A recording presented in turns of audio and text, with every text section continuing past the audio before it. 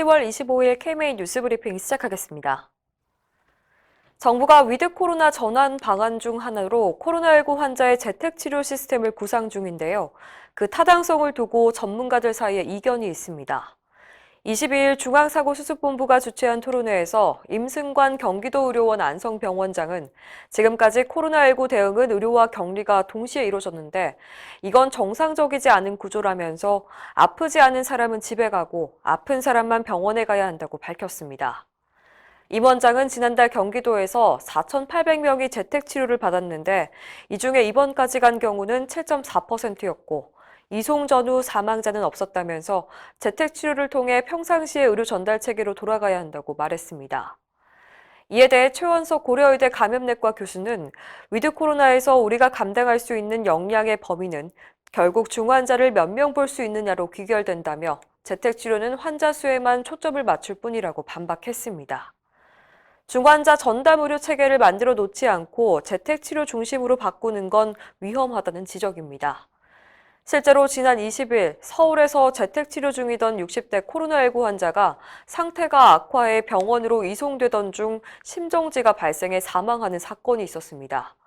이 환자는 119 도착 때까지 병원 선정이 바로 되지 않은 데다 코로나19 전담 구급대가 바로 도착하지 않아서 이송까지 25분 정도 늦어진 것으로 알려졌습니다. 정부와 의료계가 필수 의료 문제 해결을 위한 논의에 착수했습니다. 대한의사협회와 보건복지부는 최근 필수의료협의체 첫 회의를 열고 내과와 외과, 소아청소년과, 흉부외과, 비뇨기과 등에 대한 정책적 지원 방안 등을 논의했습니다.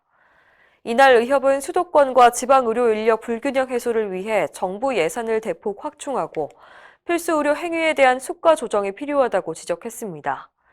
특히 심각한 필수의료 기피 상황을 전했는데요.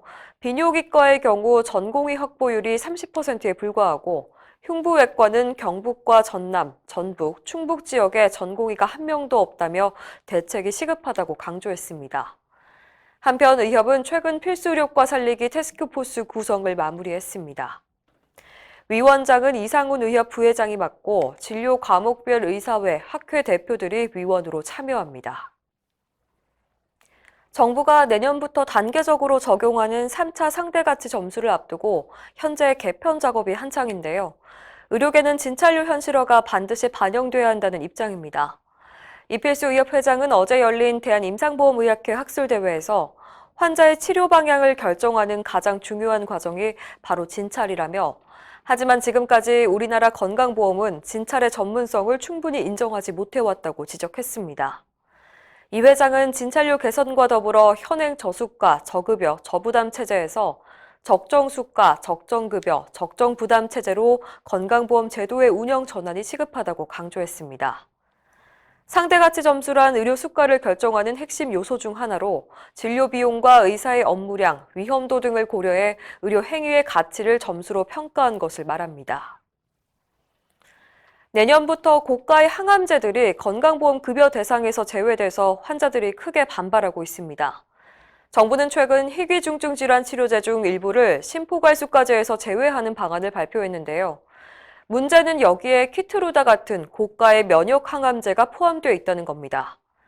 현재는 약가의 5에서 20% 비용으로 항암 치료를 받을 수가 있지만 심포괄수가제가 적용되면 약가 전체를 환자가 부담해야 합니다.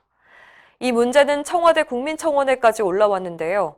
청원인은 표적 항암제나 면역 항암제는 회당 500만 원에서 1,000만 원이나 되는데 급여 적용을 받지 못하면 환자 부담금은 연평균 1억 원에 달한다며 돈 없는 사람은 그냥 죽으라는 거라고 호소했습니다. 올해 상반기 심포괄수가로 면역 항암제를 청구한 환자는 1,519명입니다. 의료계를 충격에 빠뜨린 사건이었죠. 이대 목동병원 신생아 집단 사망 사건 항소심이 1년 반 만에 재개됐습니다. 서울고등법원 형사 8부는 22일 이대 목동병원 의료진 7명에 대한 항소심 5차 공판을 열었습니다. 재판부는 이날 공판에서 질병관리청 연구관을 증인으로 불러 의료진의 감염관리와 신생아 폐혈증 사망 사이의 인과관계를 신문했습니다. 이 사건은 지난 2017년 12월 이대 목동병원 신생아 중환자실에서 미수가 4명이 연달아 사망한 사건인데요. 검찰은 업무상 과실치사 혐의를 적용해 주치의 조수진 교수를 비롯한 의료진 3명을 구속수감했습니다.